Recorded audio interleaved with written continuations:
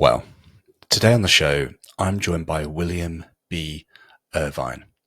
Bill joins me to talk about his book, A Guide to the Good Life. We also talk about another book that he's written, The Stoic Challenge. And this conversation, I hope, is a gateway for you to begin to understand and explore Stoicism as a philosophy, a life philosophy, to be sure. There's so much wisdom and depth within the Stoic tradition, and no matter what walk of life you're in, if you're religious, if you're not religious, Stoicism can offer you something helpful and tangible to be able to bring more meaning and vision and value to your existence. I found it to be extremely helpful for me navigating things like depression and other kind of big events within my own journey.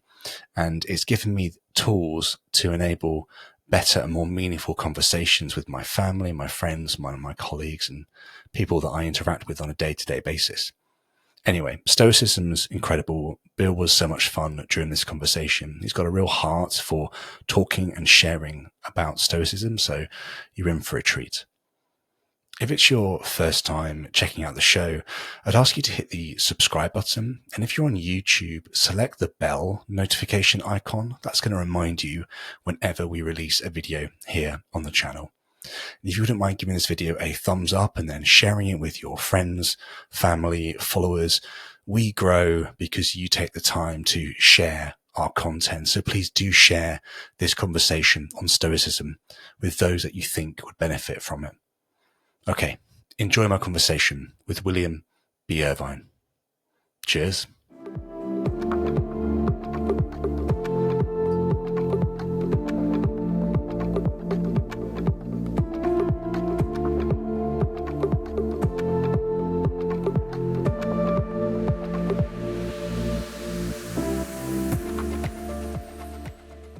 Hello and welcome to the show.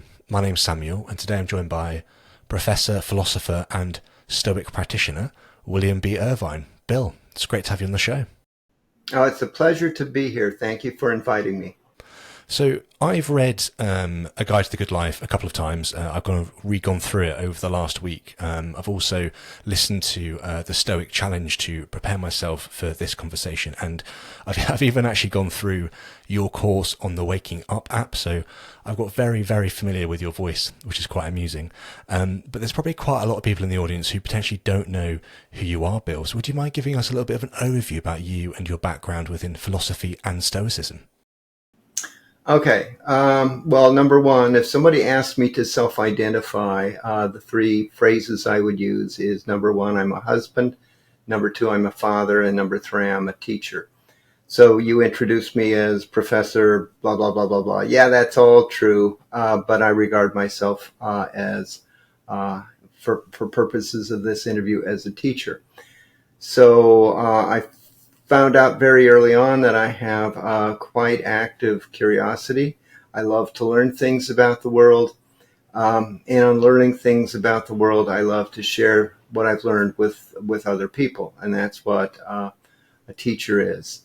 So let's see, grew up in the western part of the United States, lots of small towns.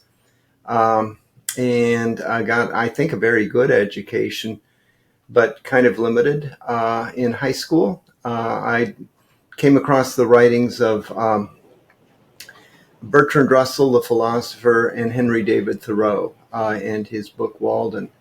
And it dawned on me that that would be fun to spend my life doing that. I went off to college and explained to my philosophy professors that I wanted to do what Thoreau was doing and that he was a philosopher, and that I wanted to do that. And they quickly explained that this being the United States, we didn't do that. You know, we instead did analytic philosophy. And I said, okay, well, I can make that work for me.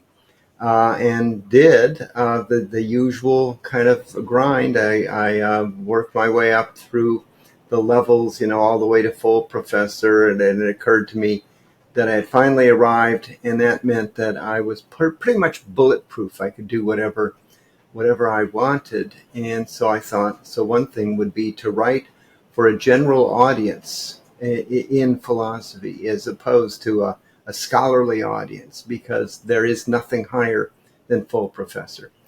So I wrote a book called On Desire, Why We Want What We Want. And I was toying, this was 25 years ago, I was toying with becoming a Zen Buddhist, and thought that I could do a twofer, what we here call a twofer, two for the price of one, that I could do all this research on becoming a Buddhist, and that I could also work it into a book. And so a book intended for general audiences. But in the process of doing that, I stumbled across Stoicism. And in the process of that, I mean, I had been exposed as a philosophy major. I had been exposed to Stoicism, but in a logic class, because they explained that the Stoics came up with what's known as propositional logic, or at least they were early developers of it. And that's a logic of and or, the logic of if then. So stretching it a bit, you could say that the Stoics actually invented the computer, because the languages are all based on propositional logic, which is a bit of a stretch, but a fun stretch to be doing. So I had been introduced to them, but not to their philosophy of life, not to their psychological insights, not just to this one particular aspect of them. And I was astonished to find out that they did other stuff as well.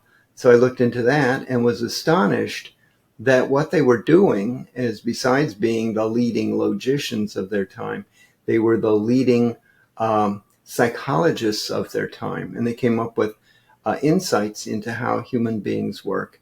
And those insights were still as applicable. Those insights, by the way, weren't rediscovered until the second part of the 20th century by people like Daniel Kahneman, who recognized that we humans have these cognitive biases. So even if we're really incredibly thoughtful, there's a bias to the way we think, and it's shaped by our evolutionary past. And another surprise was that Zen Buddhists and Stoics were aimed at approximately the same target. So the Buddhists would describe it as serenity. The Stoics, I think the best English word, normal word, is equanimity. And that struck me, that they had the same target, but two radically different ways of pursuing, of aiming at that target. So for them, the trick was, if you want to have a life of equanimity, what you need to do is avoid negative emotions like anger and envy. They're negative because they aren't fun to have. But a lot of people stop there and they say, so they were just anti-emotion. No. They were anti-negative emotion. They not only had nothing against positive emotion, but they went out of their way to seek positive emotions. So positive emotions include simple things like being able to take delight in aspects of the world around you. And a sense of awe is another positive emotion. A sense of joy, experience of joy is another emotion.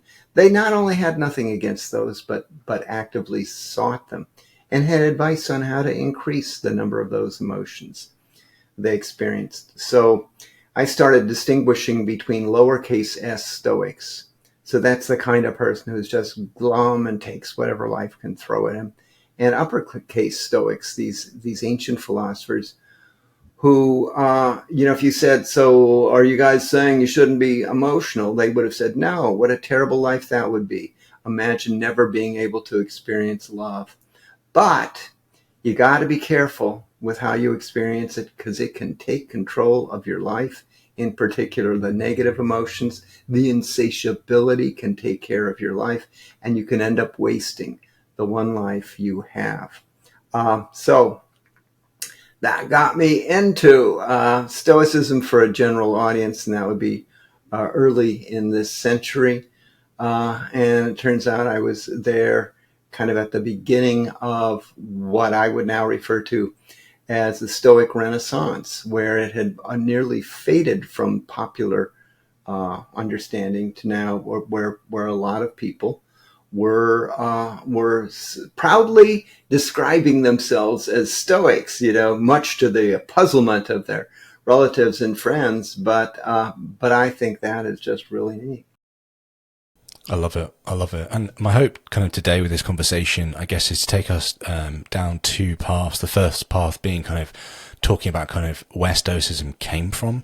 And the second part is going to be, or path is going to be, exploring and going further into kind of some of these Stoic techniques and ways of kind of engaging with Stoicism that can actually bring fruit pretty quickly. Like, it's not something you need to do all the time or have loads of experience, and you could begin to practice these things as soon as you hear about them and actually begin to see those sorts of rewards. So I think it'd be good then to go down that first path first, really, to help people understand where this thing, Stoicism, came from. It's always fun to start with Socrates. There are sort of two philosophical traditions that kind of sprung up from him, one being sort of a focus on theory and the other sort of focus on living the good life. Would you mind kind of talking about kind of how Stoicism began within ancient Greece for us? Yeah, so Socrates was indeed the key point to a whole bunch of different ways of thinking about the world. I'm currently working on a different project on open-minded critical thinking, and he was the first person who did that in a very precise kind of manner, and so inspired me in that direction. He also inspired any number of people. This was among the Greeks who, once he got the ball rolling, decided, well, they were going to come up with a philosophy the way Socrates did.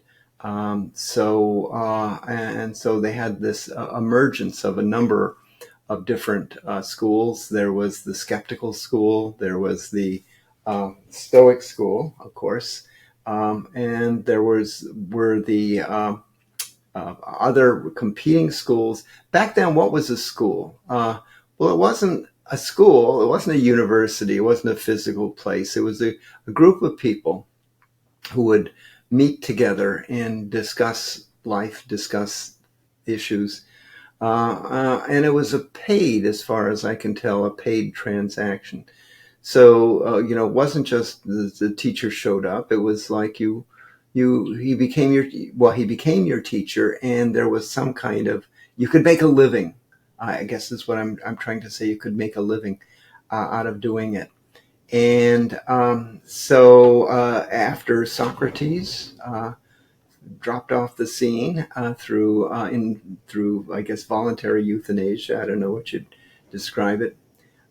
Involuntary euthanasia, but these schools started popping up, and presumably the people who went there would be young people, particularly males. There were exceptions, but who wanted to prepare for adult life, and in some cases that meant learning things like logic, learning how to win arguments, because a lot of them would have gone on to do legal issues, would have gone on to do political issues. So this whole notion of being able to argue for your positions were important.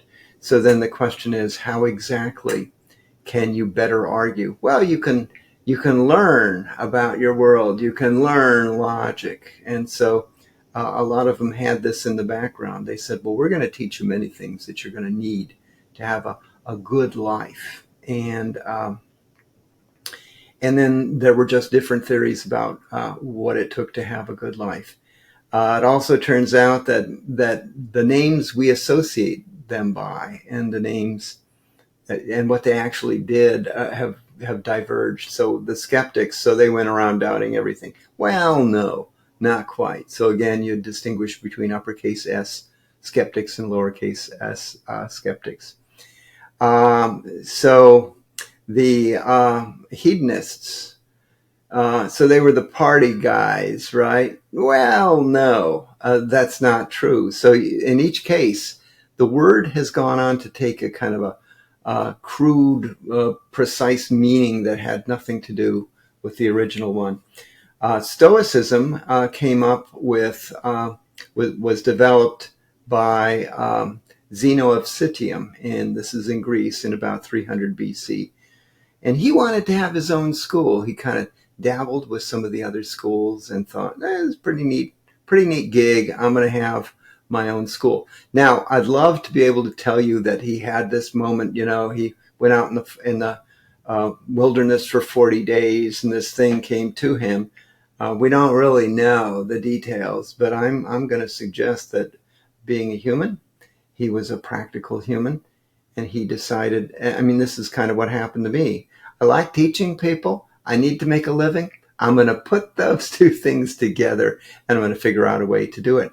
So he came up with a new school of philosophy, which was called the Stoics, because their meeting place was the painted porch of Athens. 2 years ago, I actually got to go see it. You can still see it. It's nothing to look at. So I had my own guide. This was this kind of tour, and I was one of the speakers that went on it. And we had somebody who was leading us through Athens, and then said, "Oh, he said it with authority, so it must be true, right? Isn't that how it works?" So we're walking along the sidewalk, and there's this kind of fence there, and there's this kind of drop off beside it. And he said, "Over there is the famous painted porch where the Stoics had their classes, where they would talk and listen to Zeno." And you look down, and it's just a bunch of rubble. There's nothing to look at. There's nothing painted. There isn't even a stoa. And even if you use your imagination, it's hard to kind of make it work for you. It's hard to picture this happening. But that's where it happened. So people would come to him, and he would teach them logic. He would teach them physics, and back then that meant not physics the way we think of it, but just how the world works. He would also give them this notion of what it meant to have a good life and the things you could do to increase your chance of having a good life. So it was a mix of things that they were taught. Then the Greeks, he had two people who followed in his footsteps, Cleanthes and Chrysippus. And then the best thing that happened to the Stoics was the Romans came along, and the Romans borrowed heavily. The Romans regarded these people as the real thoughtful ones. We want to be like them. And so borrowed all sorts of cultural things, architectural, everything. But they also took back to Rome with them Stoic philosophy and put their own spin on it. Now, problem is that much of Greek philosophy, much of Greek Stoicism has been lost. So if all we knew, if the Romans hadn't taken it, we would probably not be here today talking about this, because it would just be one of these kind of, here's one of them. There were these people called Stoics, and here's kind of what they thought. Whereas the Romans took it and ran with it, and they focused on how to have a good life. So yeah, there was this physics component, there was this logical component, and they kind of put that in the background and said, so you want to have a good life, here's how you do it. And came up with specific psychological techniques by which you could have a good life, a better life than the life you were living, in some sense, the optimal life. It's an interesting thing, because most people don't approach it in those terms at all. They say, I've got a life to live. There's also, and we can get into this if you want to, but there's also the question of your afterlife, because a lot of people say, well, this life is just a preparation for the life that really counts. And that's your afterlife, which raises a bunch of really interesting questions.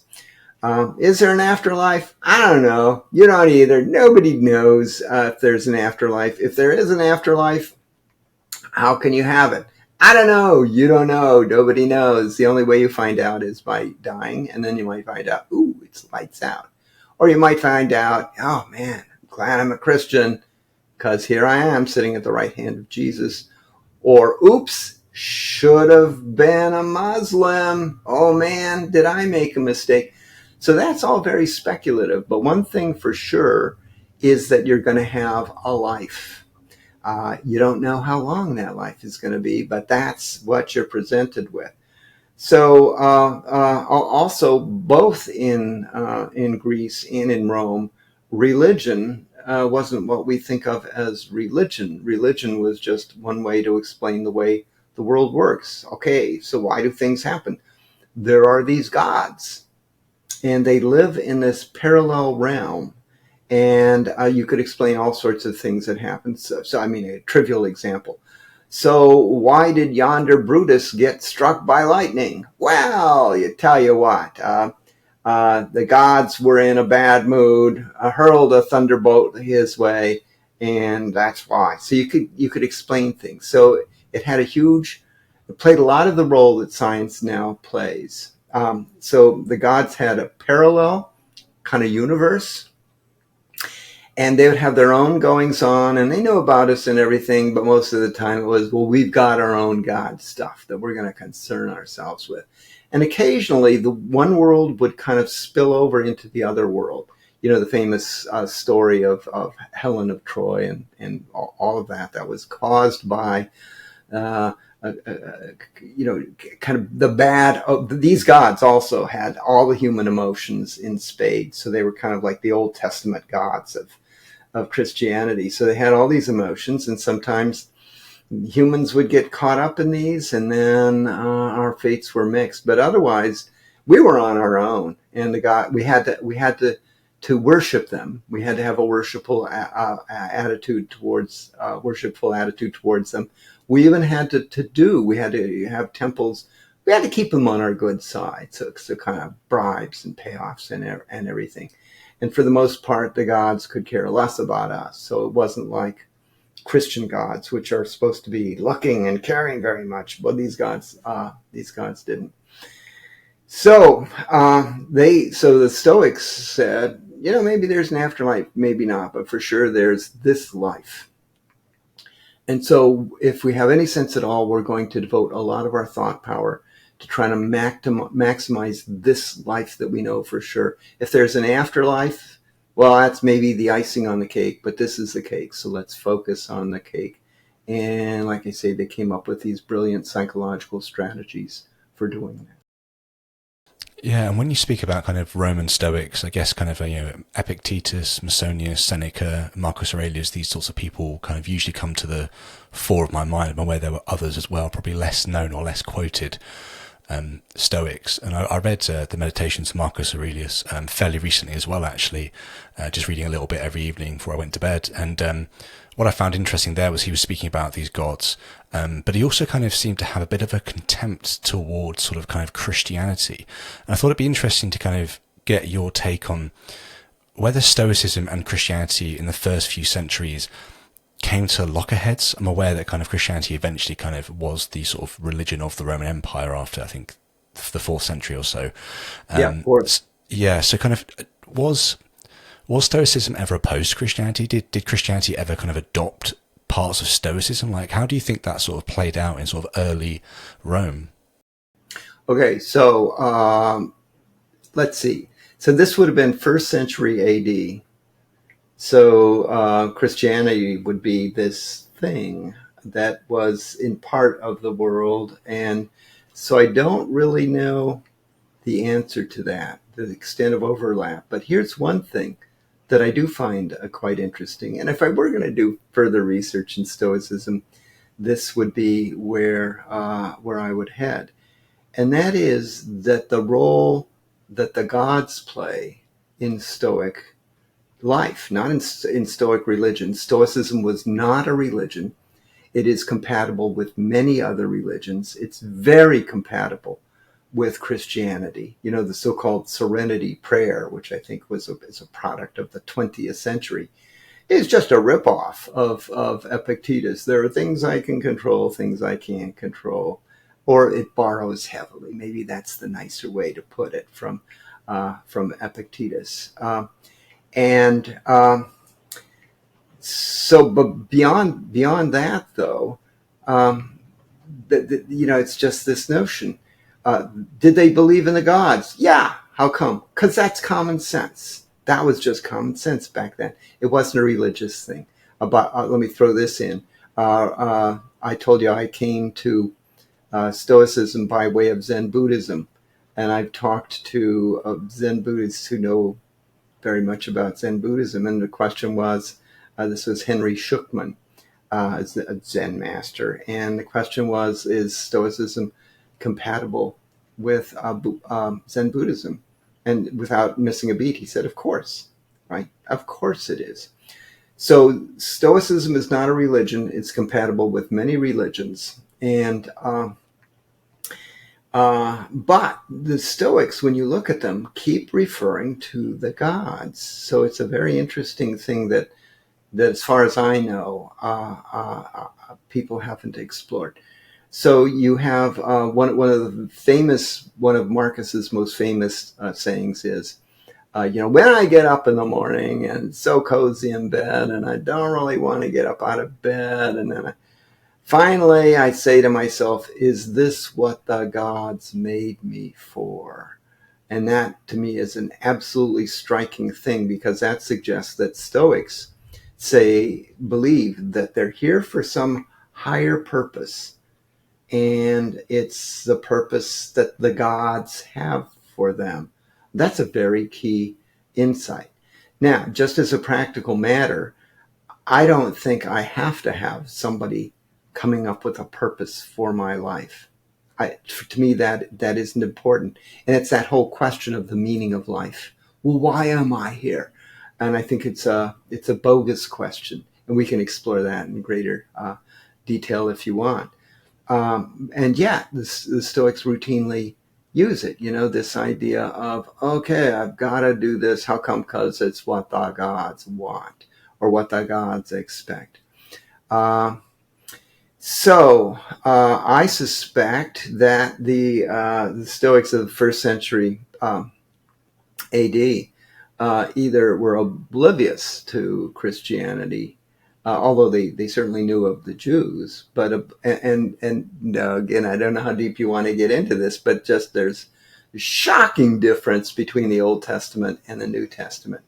It's sort of like you read the Old Testament, and it's just that God is I don't know. The word evil is what comes to mind. Just all of these negative kinds of feelings and all of this retribution and everything else. And then you go to the New Testament God, and it's sort of like, oh, so what happened there? Same God. Did he start therapy? Is he getting medicated somehow? It's such a dramatic change. So anyway, so they would have known about the Old Testament God, but they don't talk about him. It's the gods, the plural gods. And then just kind of getting to the bottom of what role did it play in their own philosophy. And it clearly played a key role, but it hasn't been unearthed, to my knowledge, at any rate. So I wrote, my Stoic books, and I've moved on to other research interests. So there are plenty of people writing books on Stoicism these days, so I feel like I don't have to add to that pile. I've got other things to pay attention to. But if I did go back to one particular thing, that would be it, is the role that Christianity or religion in general, or the gods, played in Stoicism. That's a long answer to a short question, but there you go. I want to invite you to join our community on Locals. There is a range of free and supporter-only benefits to check out. On Locals, you can ask guest questions, access the reading plan to prepare for upcoming conversations, get early access to all the full-length video and audio versions of each episode, and meet like-minded followers of the show. The link is in the description, and I hope to see you there.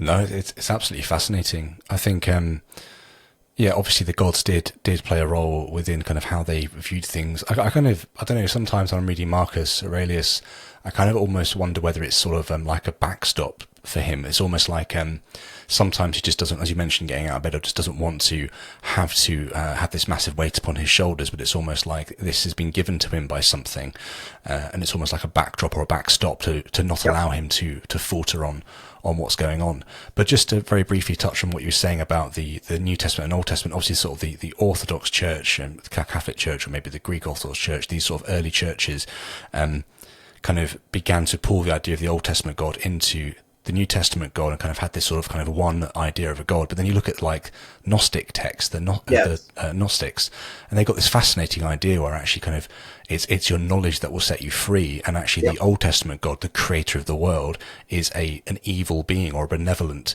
malevolent being, and then Jesus is a good, benevolent being, and you have to know the truth to be set free, to escape this Old Testament, to live into this New Testament creation. It's absolutely fascinating. Early religious writings. That you carried through on the mic. What you just heard was a thunderbolt. Yeah, So we're in the midst of a thunderstorm here. So maybe this talk about religion, maybe we're triggering someone's angry response. Let's push into this a little bit deeper. Sure. And so you can actually bring a psychological element into this. And so the Stoics were very good at coming up with devices, psychological devices you can use to make your life better. One of the devices could be saying, there's a purpose for my life, so this will be my motivation.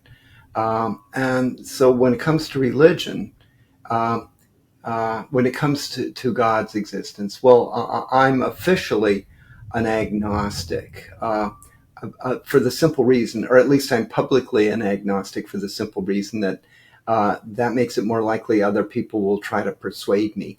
The atheists will try to persuade me. The atheists will try to persuade me, which means I can have some interesting conversations that I wouldn't have if I were one or the other.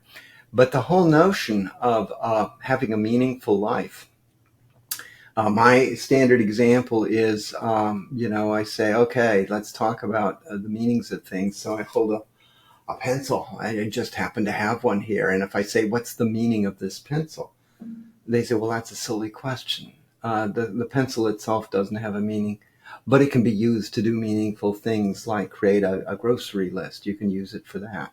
And I'd say, the same is true of life. Life has no meaning except for the meaning you endow it with. And you're perfectly capable of doing that. You're perfectly capable of giving a thought and sorting through what counts as a good goal to have, what counts as a bad goal to have. And if you want to have a good life, it's very important that you give that lots of thought, because otherwise you'll simply adopt the goals that other people adopt. You'll say, somebody somewhere has figured this out, so I'm just going to follow in their footsteps. But most of them have not done their homework. They've also just looked at what other people's goals are and have built off of that. So when it comes to religion, you could say, as a kind of psychological device, you know what, I don't actually think I can prove that God exists, and I don't know if he does exist, but it's going to make a whole bunch of choices easier for me if I operate on the assumption that he does, not on the truth of the matter, but the assumption that he does. And I'm going to just go through life saying, okay, so let's see, what would God want me to do with my life? And so it is a useful psychological device. And a lot of people, now, of course, they would say, no, it isn't that it's just a kind of a device I'm using. I actually believe that. Okay, well, there's a fine border between actually believing that something is true and acting as if something were true. I think well, here's another kind of angle on it.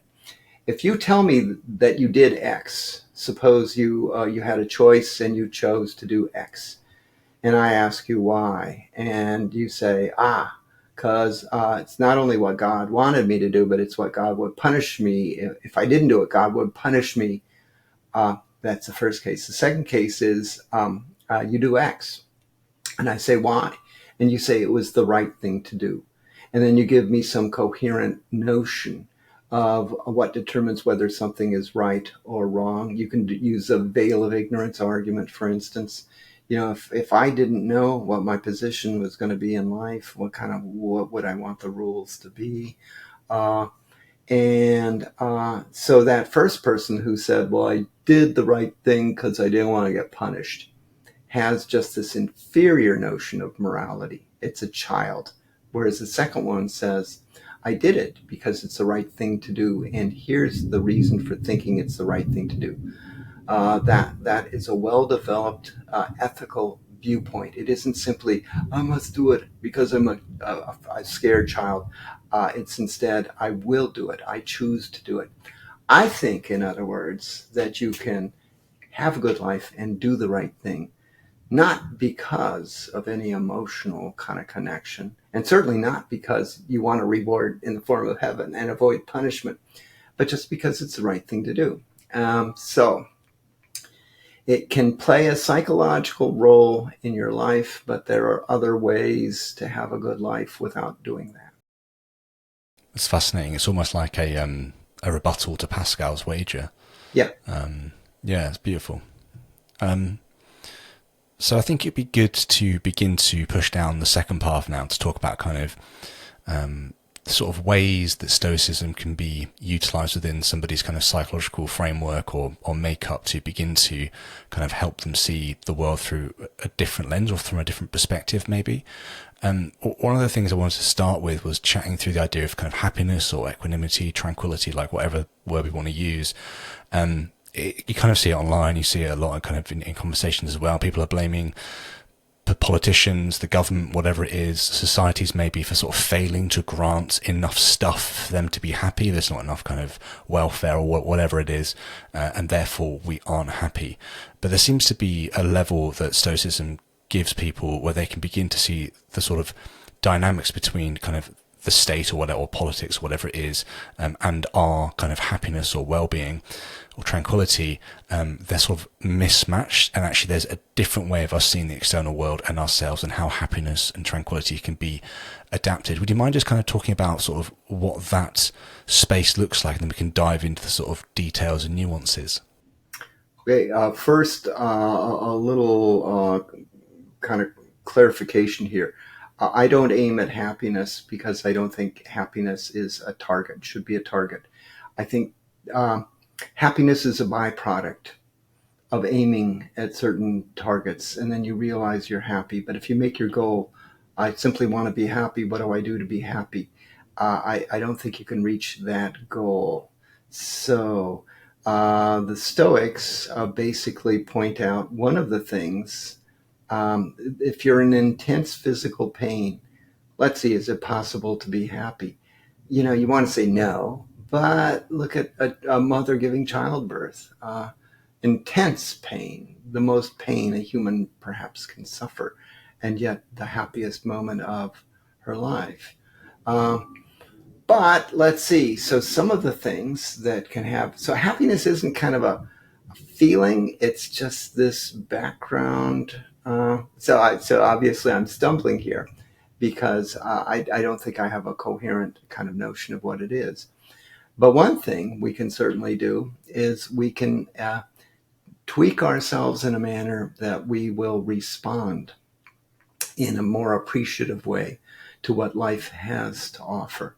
And that means simply learning how not to take things for granted, to realize in a very intimate way how lucky we are. And most people now, and we in the United States are coming up on an election where a certain candidate who will not be named, is doing a very good job of convincing people they have every reason to feel miserable. And it's unfortunately a very successful kind of campaign of misery, of convincing that. Stoics would look at that and would say, well, that's just crazy, because number one, these people, even the most miserable among them, have an incredibly admirable life. I mean, now they've screwed it up in some cases in different ways. If you have a deep drug addiction, that's it's sort of interestingly self-inflicted. And yet, if you could describe your life to your great-great-grandparents, and you can throw in some more great-greats if you want to, and describe your life. Okay, so what do you got? You have this ability for someone in the middle of the United States to have a conversation with over this view where I can actually see their face, and they're off in the United Kingdom, and it's instantaneous, and a video will be made that can be played on demand at the future. What do you think about that? And they would say, well, obviously you made it to heaven. Good for you. And yet, well, if you take typical people, they'll take it utterly for granted. This is true with almost every aspect of your life, your health. Now you might say, well, my health is imperfect. Yeah, but guess what? Let's talk about the ways you cannot be healthy. There are people who are missing limbs. There are people who have to use wheelchairs. There are people who have to be on oxygen. You go through the list. They would love to be living your life. Yeah, well, but, and then you'll name a few things that you have trouble with. Yeah, okay, could be worse. I mean, there are other interesting things, I cannot fly by flapping my arms. It just can't do it. I tried a lot as a kid, and I tried like Superman by holding my arms out in front of me. It just doesn't work. So do I sit around all day and say, if only I could fly? No, it's just a fact about me. But there are other things I can do. So I'm going to focus my attention on the things that I can do. And the things that I can't do, just a fact about me. I can't control them, to put it into the kind of Stoic dynamics. So I'm not going to concern myself with them.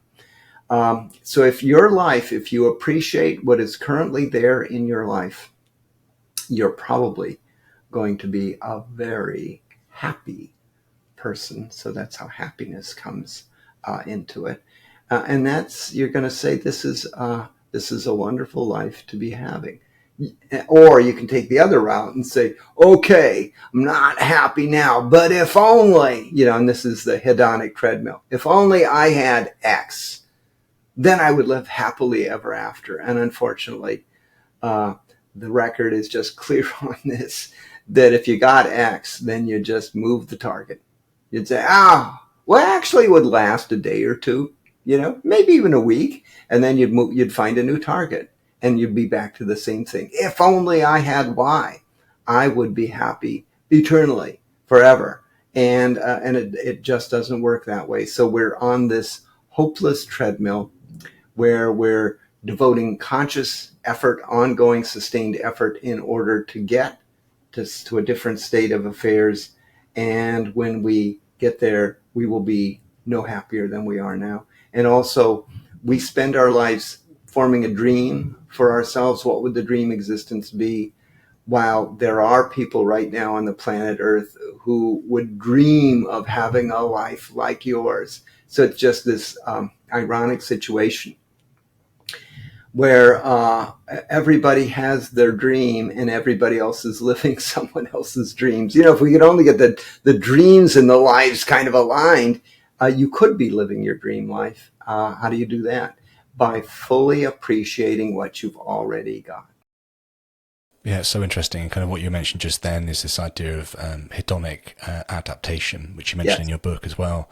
A goalpost consistently move forwards as a way of yes, getting and accumulating more and more stuff. I mean, if you just look at kind of lottery winners, for example, the amount of lottery winners that have lost their money within a year buying yep, random stuff and just trying to accumulate the current trends and fashions, and actually are back to where they were beforehand, needing to win the lottery again to be able to accumulate more yeah. and more stuff. It's terrifying, really.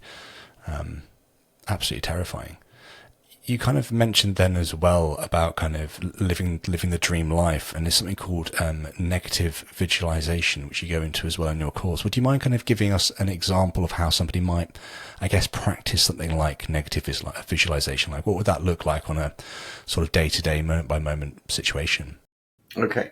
So when I'm introducing audiences to Stoicism and its psychological techniques, usually at the top of the list will be negative visualization, because it's easy to do. It's easy to teach somebody how to do it. It's easy to do.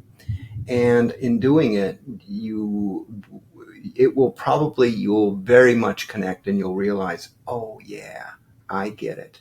So it can be this light going on moment as far as Stoicism is concerned. So negative visualization, you simply set aside your a few seconds in which you imagine yourself not having something that you very much appreciate having.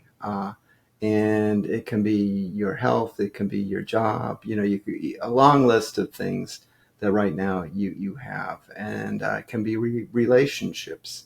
Uh, but you imagine that suddenly, for some reason, the thing you're working on is no longer there. And then you allow yourself to have and explore that. You can even fill it out a little bit, and you explore that for a little bit, a few seconds, and then you come back to reality. So when I'm doing before an audience, for instance, I say, okay, everybody, shut your eyes. Now, I want you to imagine that that's what it'll be like for the rest of your life, that you will be without vision. In the last year or two, I've added a wrinkle to that, because everybody expects me to say, okay, now open them. But what I do now is I say, okay, now I want you to do a second stage of this. I want you, when you try to open them, I want you to pretend like they're somehow glued shut and they have to stay that way. And then finally, okay, open them. And when you do, you realize, wow, I've got this really incredible ability. I not only can see, I can see in 3D vision. So I have depth perspective. I have color vision. I can see even into very, very dark, not too dark, but very dark. I have this ability, and I've had it all my life. Now, of course, there are people who don't, whose seeing is less than perfect, or who were born blind and who remain blind for their entire life. But you have that, and you take it utterly for granted. You could lose it. It could go. It could go in an instant, and then think about how life would be. Now, the advice isn't that you should dwell on that, because that would be really bad strategy psychologically, but it should be that you should give yourself these moments, just a few seconds, where you imagine that. No, so for instance, in my life, I work in a back bedroom of the house. I'm no longer teaching in the classroom, but I continue to write, so I teach through my writings. And middle of an afternoon, my wife will hear me shout out from the back bedroom, "Thanks for existing, honey." And she'll know I've just completed a negative visualization, because I will have allowed myself to think of what would today be like if she weren't part of my life. And then it's interesting, it just comes rushing in. I am such a lucky human being. Uh, Now, most people spend that time doing what? Shopping for something better, looking around, thinking, "Oh, I wonder if," and I abandoned my spouse for this new woman at work. I wonder what that. So we spend our life doing that, and it's not only not productive, it's counterproductive because it's going to make us devalue what we've already got. We're going to put less effort into retaining the things we've already got. So that's an easy way to explore Stoicism, and you will get instant feedback on it. I mean, that rush of, wow, I'm lucky. Okay, it wears off though. So, give you 10 minutes, give you an hour, give you a day, and you'll be right back to where you were. But the beautiful thing about negative visualization, it's like the medication a doctor gives you and it says apply as needed. And so you can do it as often as you want, and you can do it about a wide variety of things in your life, and it will keep you very much grounded in the sense of you realizing, I am one lucky human being. My life isn't perfect, but my life will never be perfect. So that can't be my goal. So what do I do? I just take what I've got and I make the most of it. So well said. It's so fascinating as well. I think this is what I really enjoy about Stoicism is it seems to add a middle piece to so many different facets of life. Another example that I wanted to speak with you about is this idea of kind of judgments, I guess. So say somebody's kind of affronting me, they're being negative or critical or abrasive or whatever it is. And then I kind of jump straight to this sort of second stage where I'm just going to take it personally. So it seems to be this sort of 1 to 2 stage approach, but arguably there's a stage in the middle which I'm just jumping over. And if I stop and think about it and reflect, it's a really, really important stage. So there's the front stage, there's the how I'm going to take it stage, but the stage in the middle is almost like my judgment of what this person is doing. And I begin to kind of recognize that I can frame what's happening in a different way so that I don't have to take the negative judgment of what's going on just straight off the bat. I can begin to kind of change it from a 2-step to a 3-step process. But I wonder what you kind of think about that idea of judgment and those 3 steps rather than those 2. Yeah, so you have some but not complete control over what happens to you in life. Epictetus said there are things you can control and things you can't control. That's sometimes referred to as the dichotomy of control. So one of the things I did is broke that into a trichotomy, because if you think about it, there's actually a middle ground there. Those are things you have some but not complete control over, like how good you are at tennis, right? If you have it over your power, how much you practice, what strategy you come up with to play a particular game. So one of the things you want to do is one of the things you have control over is your evaluation. So you have less than complete control over what happens to you. You have considerable control over what you do with what happens to you, because you can frame it. So the analogy here is you can take a beautiful picture, you can put it in you can take the Mona Lisa, the most famous painting, and put it in an incredibly ugly frame, and it's going to lose its beauty. So you can also put it in a more appropriate frame, and its beauty will stand out. So you're the framer. So you're handed these different portraits, these life experiences, and you get to frame them, and that's a wonderful ability to have, because there's a number of different frames you can do that will take away the sting. So you're mentioning cases in which other people insult you, in which they are insulting, they say cutting things, so that there are a variety of frames you can use. One is you can think about, you can turn it into a joke. This can require that you be on your feet, that you be awake and ready for it. But, classic response, this is a generic response. If somebody's just going on at length, tearing you down, you say, well, if that's the worst you can say about me, then clearly you are not competent to properly insult me. Because in fact, I have so many greater failings than that you seem unaware of. Right? So you're kind of turning it around on them. Now, in order to do that, so ego is the issue with so many things in life. So we have this inner self that that wants the world to admire us, to envy us, to whatever. And so you have to have that pretty much under control for you to do it. But to engage in a degree of self-parody in response to an insult can be very effective, because the other person, says you're basically, he's punched you, let's say.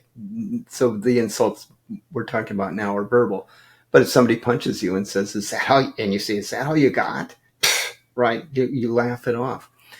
So the other thing you can do, if you're not feeling in a clever state of mind when you're insulted, is you just carry on as if the person hadn't spoken. So, you're talking along, they insult you, and you say, "Oh," and then you continue talking. And at first, they can be uh, unsettled by it, and they might repeat the insult. "Did you not hear me?" And you say, "Oh yeah, I heard you." And then you just carry on. It's very, very effective because it suggests that you're oblivious. You have your armor. You're ignoring them, and what they want to upset you. If you allow yourself to get upset, they win. So those are easy techniques. There are other techniques too, like you can consider the possibility that they're just having a really bad day. And that's an interesting thing, because that takes what could be this anger that you develop, and it transforms it into empathy. Ah, well, they're probably just having a bad day. So not only am I not going to let it upset me, but I'm going to feel a little bit sorry for them, and that's too bad. They're having this day. If you knew them better, you could say, "So what's going on?" You could do that. You could diffuse it. But I know, as somebody who's been a practicing Stoic for a quarter of a century ish, that still, I need work on this, because there will be people who say things, and I will wake up at 2 a.m. and I will start, ruminating on what they've said. But now it's doubly bad, because not only is it keeping me awake, but it's really annoying because I know better than that. And yet, hey, I've got this internal, this monkey mind, this primitive mind lurking in there. And back on the savannas of Africa, if somebody cut you off, if somebody upset you, you better fight for that territory. You better care about it, because it will affect not only when you ate dinner, but whether you ate dinner and whether you mated with anybody and so on. It's wired into you. So that's the thing. You've got this wiring you have to deal with on a daily basis. And the wiring is not to allow you to prosper and become happy in our current environment. It's wiring that allowed you to survive and reproduce on the savannas of Africa 200,000 years ago. We're in such a wildly different environment. Along this whole notion of insults, what's come along is social media. We are not wired to deal with social media, but it's just absolute craziness, where there are people who are spending their waking hours trying to figure out ways to impress thousands of complete strangers, people they don't even know, and people who maybe have wildly different values than you do. But hey, I got a like. Look at that. And they also cleverly or evilly give you a metric. Oh, hey, I got 4 likes today. Woohoo! That's a wonderful thing, and you get that little rush of dopamine in your brain as your reward.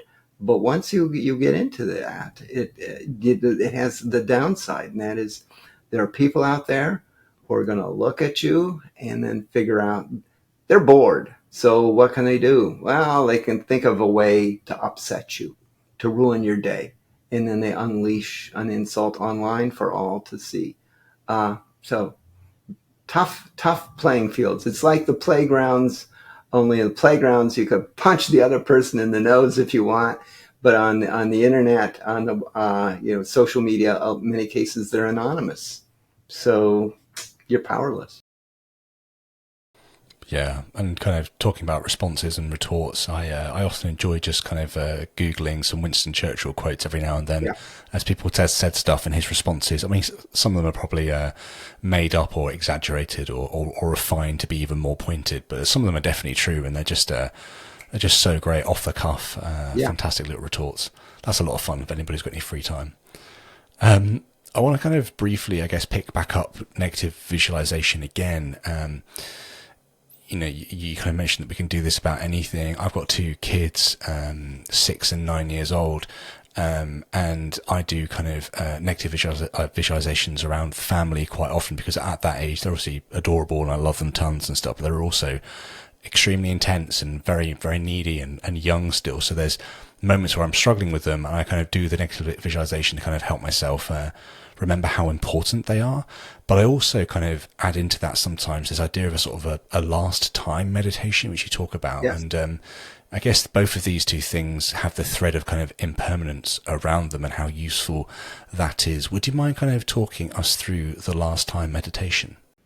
Yeah. So if you think of the math of your life, the key to you having a good life is to realize that there is a certain number of times, call it X, that you're going to do any of the things you do. You're going to do them X more times in the course of your life. That's because you're mortal.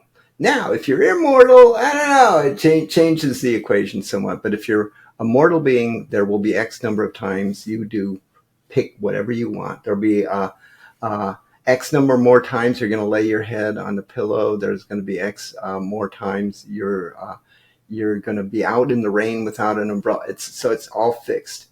With children, it's particularly interesting because you see kids. Kids are born, and your life has just turned absolutely upside down.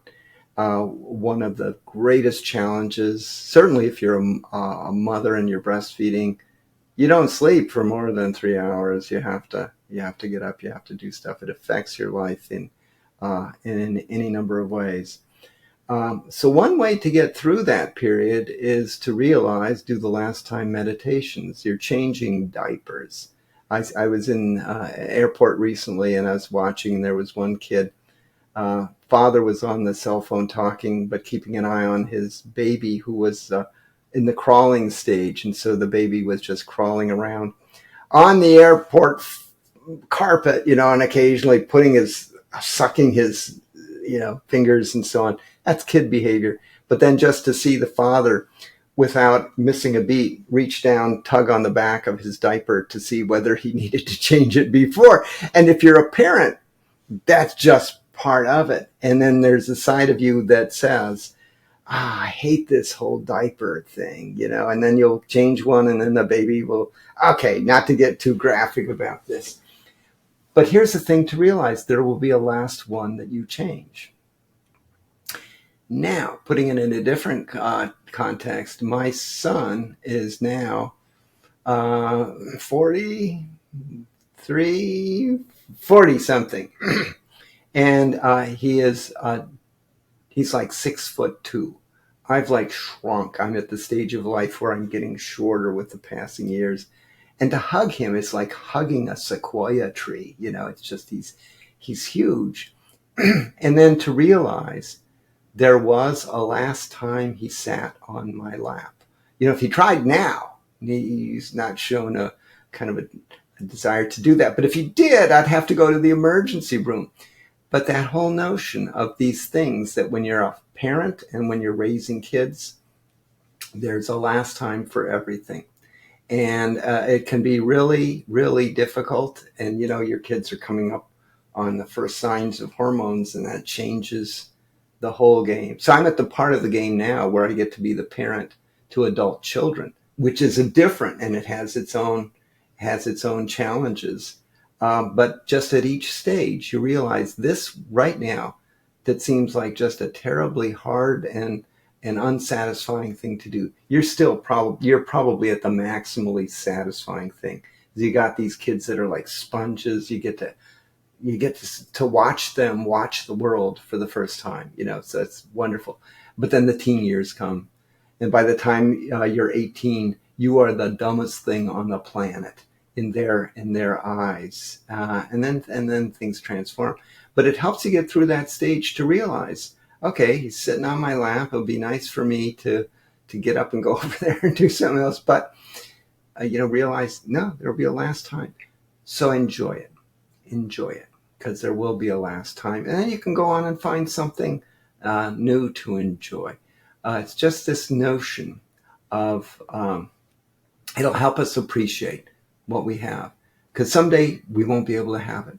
So when I mow the lawn, so for instance, I mowed the lawn this morning. It was hot and there were mosquitoes, but I mowed the lawn. So while mowing it, I realized, there will be a last time I mow my lawn.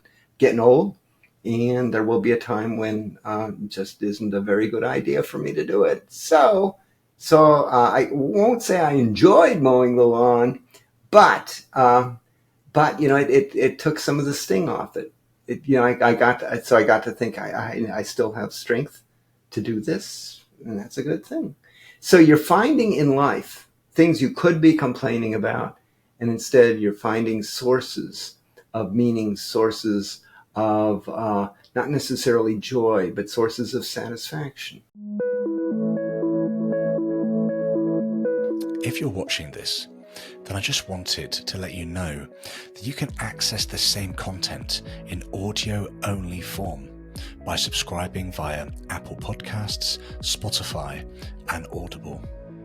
In fact, you can search for the Socratic Sessions in your favourite podcast app, and whilst you're there, please leave a 5-star review. It helps others to discover these conversations. All links are in the description, and thank you. That's so well said. Yeah, it's fascinating. We've obviously kind of heard the thunder in the background, so we're kind of aware that the Stoic gods are listening to some degree. I thought it'd be good to talk about Stoic tests. Obviously, you've got the Stoic Challenge, which is one of your books, which kind of goes into this quite heavily. But it's interesting to kind of view, I guess, setbacks, I think is the sort of way that you phrase them quite a lot, as ways that we're being tested by some kind of potentially fictional gods, or whatever. If you're a Christian, like actual god you could use, but kind of if we kind of stick with the idea of sort of fictional Stoic gods, this idea that there are things that are going to happen to us which we could frame once again in certain ways. So I'll pass it back to you, Bill, to chat about Stoic challenges. Okay, so life gives us setbacks. We can take steps to reduce the number of setbacks we experience. For instance, the setback of being broke when you're old, one way you can reduce that is to, start planning for it and setting aside money for it. Even then, things can go wrong, in which case you realize, gosh, all of the plans I put down have still resulted in setbacks. And of course, people who don't plan at all and who don't go out of their way to try to take preventative steps, those people, their life will be a series of setbacks. It'll be setbacks every day. So how can you deal with setbacks? One way, so we talked before about making a joke about an insult. And of course, an insult is one kind of setback, but you can have other setbacks. So, for instance, my wife and I went to New Zealand in February of this year, and a trip we had long planned and been hoping to do, and we'd heard great things about it. So to make sure we were able to enjoy it to the maximum, we self-quarantined for a month before, so we didn't want to get COVID during this thing. And so we got down there, and it's like a 21-day tour. On day 2, we both got COVID, and you can ask the question of, who'd we get it from? How did that happen? And, we don't know the answer. We don't know. But I was impressed by how quickly I transitioned to not our trip is ruined, but to this is going to be a great story to tell, right? So this is going to be a great story to share with people. And it's a test. It's a test in terms of, okay, so let's see, are we going to take this and are we just going to moan and complain about it? Or are we going to take it and are we going to see what we can make out of it? So we were kind of stranded in one hotel in Auckland. We were allowed to go out masked and things like that, and we did. And so we would have had a lot more to do had we been able to stay on the tour, but they said, nah, you guys stay away for 5 days. And then we rejoined the tour and we went on. But and that wouldn't, at one time in my life, that wouldn't have been the case. But now it's almost reflexive for me that when something bad happens, a setback happens, how quickly I use this technique. So the whole notion of it being a test. And so again, this is a cycle. We talked before about psychological devices, about how you can use religion as a kind of device. So you can say, well, I actually believe it, but it's also a device. And this is a device. You imagine these Stoic gods. They're like coaches. And what they want you to do is have a good life. So how do they accomplish that? Do they just give you whatever you want, and whatever you wish for? Do you have magic powers? No, they're like tough coaches. And they know that for you to have a good life, you need to have a wide comfort zone. And you need to be competent for you to have a good life on earth. Because you're not not heaven, but you're not with them. So you're going to have the life of a human being. So like a good coach won't tell his athletes, you're all wonderful, just sit there, right? We got a big game coming up, so just kind of rest up for the big game. The good coach will really push the athletes and will say, give a workout. And then when the workout's allegedly done, said, that's a great warm up. Now let's do the workout, right? Just this whole pushing you to be a better you and pushing you to broaden your comfort zone and teaching you things that are going to be useful in the future. And so that's what this is about when you treat something as a test and you do this psychological maneuver. It's the Stoic gods. They want me to be a stronger human being. And they know they can't do it just by wishing it, that they have to present me with challenges that I'm capable, if I put myself to it, capable of dealing with. And if I deal with those challenges, I will come away more competent. I'll be a better problem solver. It won't wreck my day. In fact, I might get a sense of delight of, ooh, this is going to be a great story to tell. And for me, I'm surprised. It's now become reflexive response. Well, the whole thing about negative visualization is now reflexive. I'll find myself doing it just when I get a free moment. And this response to setbacks is along the same thing. Oh, this is an interesting test. I wonder how they came up with this test. Well, I'm going to show them. I'm up for it. Quite a lot of the things that we've spoken about today have been require one to take, it could just be a split second, but to take a pause and to view it through a different lens. I guess kind of feeding into what you just spoke about then on Stoic tests, there's another idea that you kind of present to us, which I think you might get from Seneca, but I might be putting words in your mouth there, which is the idea of a sort of bedtime meditation. Yeah. So with like a test, you're going to have to mark yourself, like was I a C minus or was I an A student in this particular test? And then for the sort of bedtime meditation, I think it'd be helpful to kind of talk through, I guess, the different criteria that one would want to view how they responded to various situations in their day, if it's the bedtime or if it's against a specific example like COVID whilst going to New Zealand. What sort of criteria are we looking for here to begin to mark ourselves against? Okay, first about me, it's a kind of a biological, it happens to be biologically true that I'm incapable of doing the bedtime meditation. For whatever reason, I fall asleep very quickly. I fall asleep at my head hits the pillow at 8 p.m. I'm asleep by 8:01 p.m. And it frustrates my friends, because that means I can't stay out late and play. And it's just I can't help it. It's just the way I am. And then I get up at 4 the next morning. So I can't do the bedtime meditation because I fall asleep too quickly. And I think this is a really good thing. But I can do it at other times of the day. Or if I do wake up in the middle of the night, I can spend that time saying, okay, let me think about yesterday, the day that just ended. Is there anything I did well? And I'm perfectly willing to pat myself on the back. These opportunities to be kind to another human being, these opportunities to make someone else's day. It's surprisingly easy to do. You're witnessing somebody who's obviously under a lot of stress, and yet they carried through and they did for you what they were supposed to do because they're at a workplace, and you just kind of do a slightly over the top compliment to them. Now, I don't know.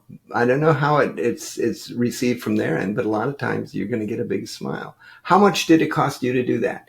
Ooh, nothing. And what effect did it have on them? Well, it's a kind of an unexpected gift that you can do. So did I help somebody who was in need of help? You can go through these positive things. You can look at the things you did right, and you can look at the things you did wrong. So did something happen to upset you? Yeah, here's what happened. Okay, so how could you have handled that differently? So you're always working on your game, your Stoic game. And I told you the Stoics are like coaches, but they aren't communicative. So they'll do the tests and everything, and then they'll leave it to you to sort through it. So it's an important component if you want to get the maximum value from having gone through these tests. Then you need to be capable of self-analysis. You need to look at what's happened, what you've done. And it's double-sided. There are times when you say, good for me. I did that. I'm proud that I had the presence of mind to do that. And other cases where you want to kick yourself and you want to say, this is something I need to work on. Stoic practice, the key word is practice. You are regrettably, or not, but you are a mere human being, and you're wired to do crazy things that worked really well 100,000 years ago, and that world has changed. So that's the predicament you're in.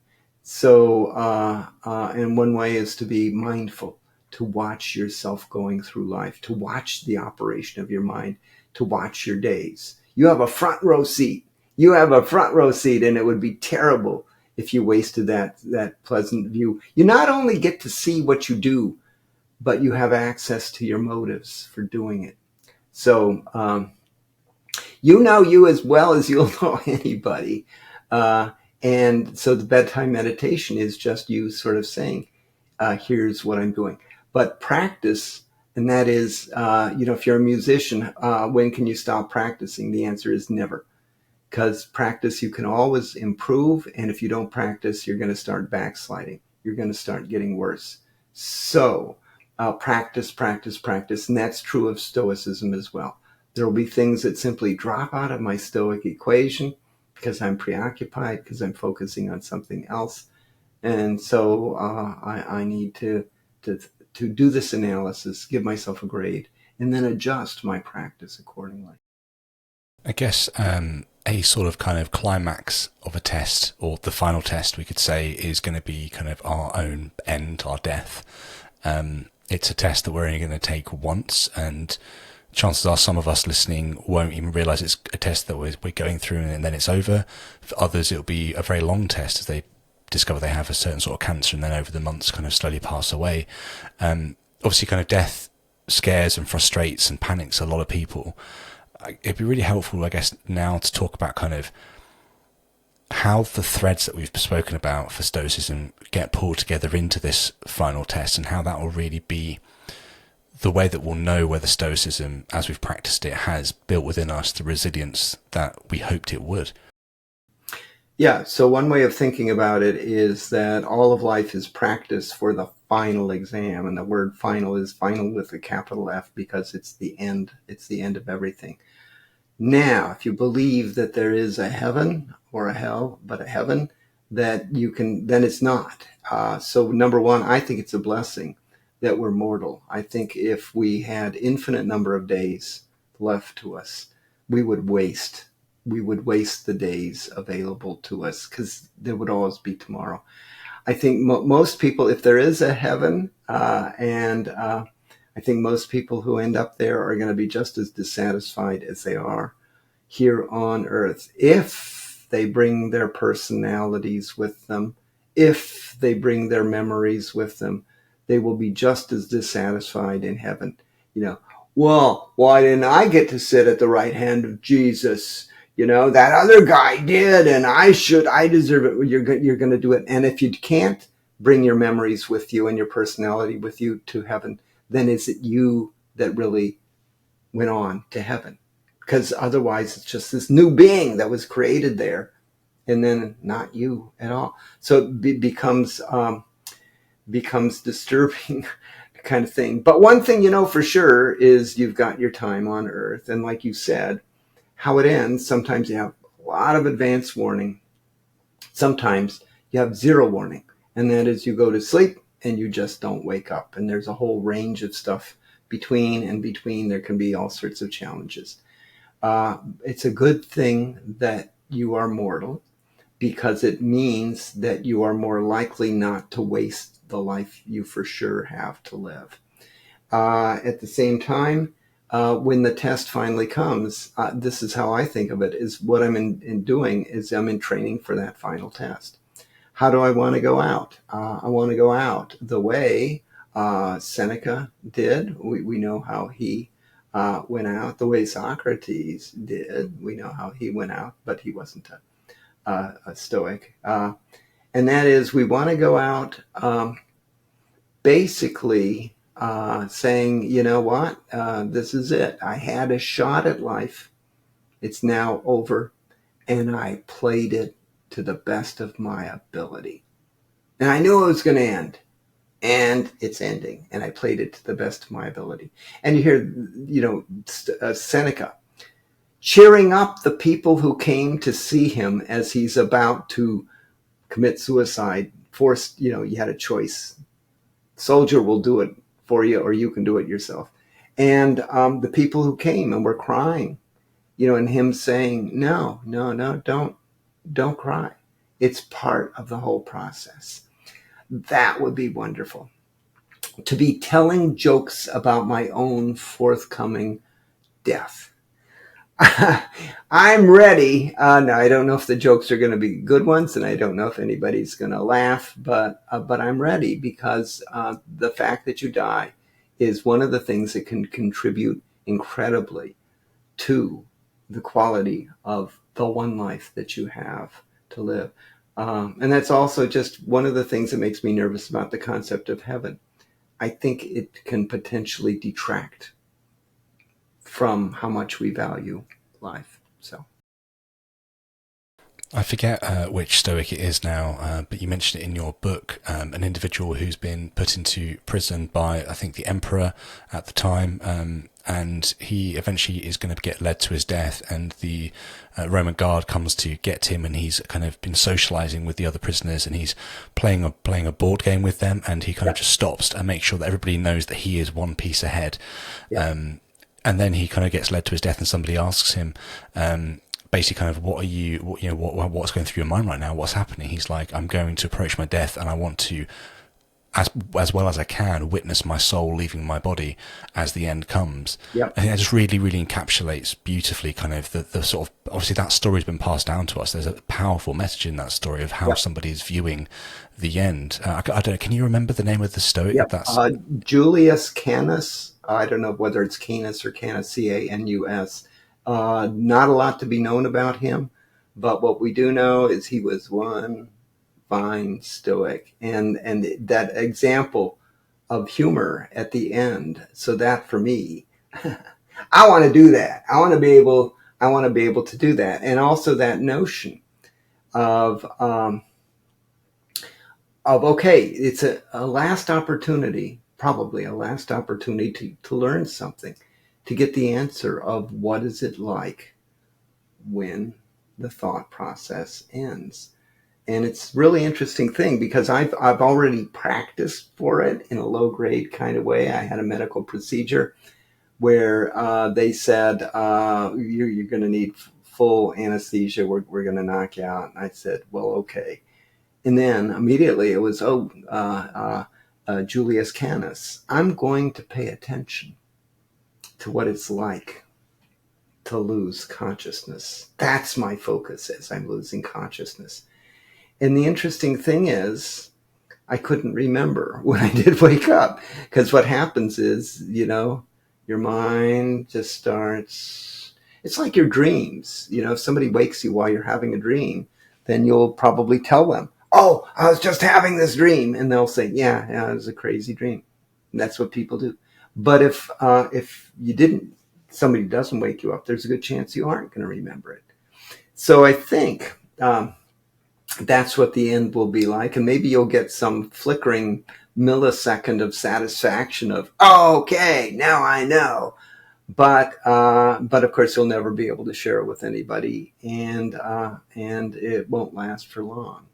So I have this really interesting, I'm an outlier with respect to death. I fully expect it to be lights out. It would be surprising if that weren't the case. And I'm glad that it is this obstacle, because it's an obstacle that can give meaning to life that could otherwise be utterly wasted.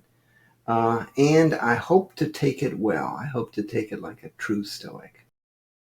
It's beautiful.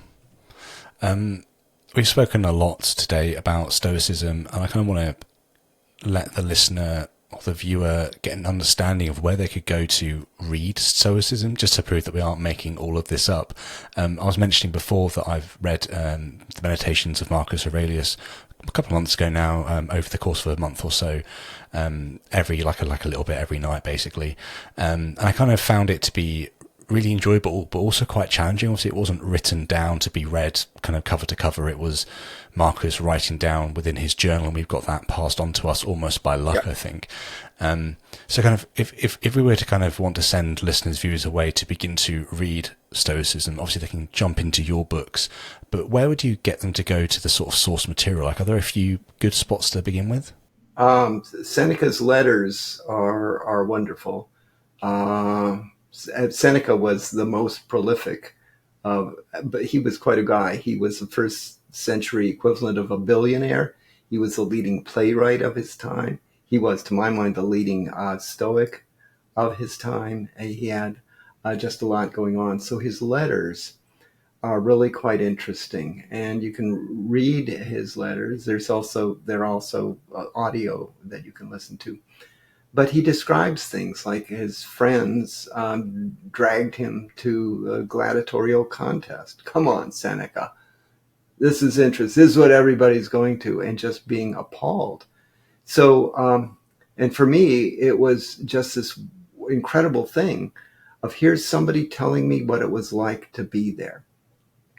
And, you can imagine what it's like. Here's somebody telling you, here's what it was like. So they would have the break, the intermission, and people in the audience would be, come on, bring somebody out and kill him.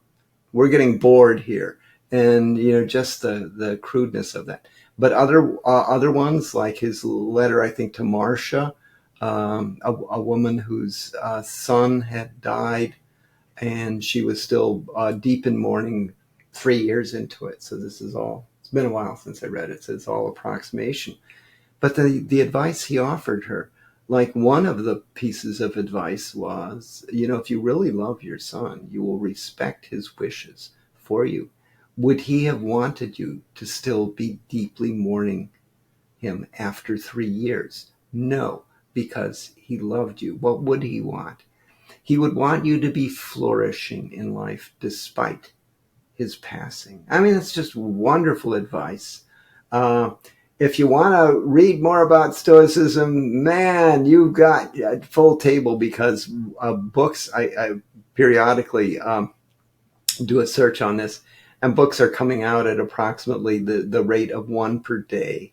When I first did Guide to the Good Life, I mean, there were maybe 5 books total that were Stoicism for general audience, but now they're coming out like crazy. A lot of them are self-published. For Musonius Rufus, I refer to him as the fourth Stoic. Because there wasn't a reliable access to his lectures, although it's the notes of a student, but his lectures. Cynthia King, a colleague of mine, translated them into English and self-published. So because we couldn't find a publisher, they said no one's interested in this guy, but he's really great. And I subsequently also have done the Amazon Audio. So there's an Audible of which I've read of those. That's available. For stuff to read for absolutely free, I recommend that people go to my William B. Irvine, that's B as in boy, williambirvine.com website, where there's a bunch of free stuff, and there's a bunch of podcasts, and there's stuff to listen to. I also did a Stoic set of lectures. These are lectures like 15 minutes long on Stoicism. This is for Sam Harris's Waking Up app. So you have to poke around a little bit to find it, but it covers many of the topics we've talked about here. He said, so it's a meditation app, but he was impressed by the Stoic approach to things. And so he said, can you create these short little lectures? And so it's fun and interesting to do. But you are lucky if you're just stumbling across Stoicism, because you are in the midst of the Stoic Renaissance, and there's a ton of stuff to do. And some of it is in the form of one Stoic thought per day, and some of it is in the form of deep texts about Stoics in their lives and deeper understanding of their views. Well, Bill, it's been an absolute pleasure to speak to you today, to dive into Stoicism with you, and to get you to share your wisdom and thoughts. So thank you so much for coming onto the show. Oh, you're very welcome, and thank you for inviting me. Cheers.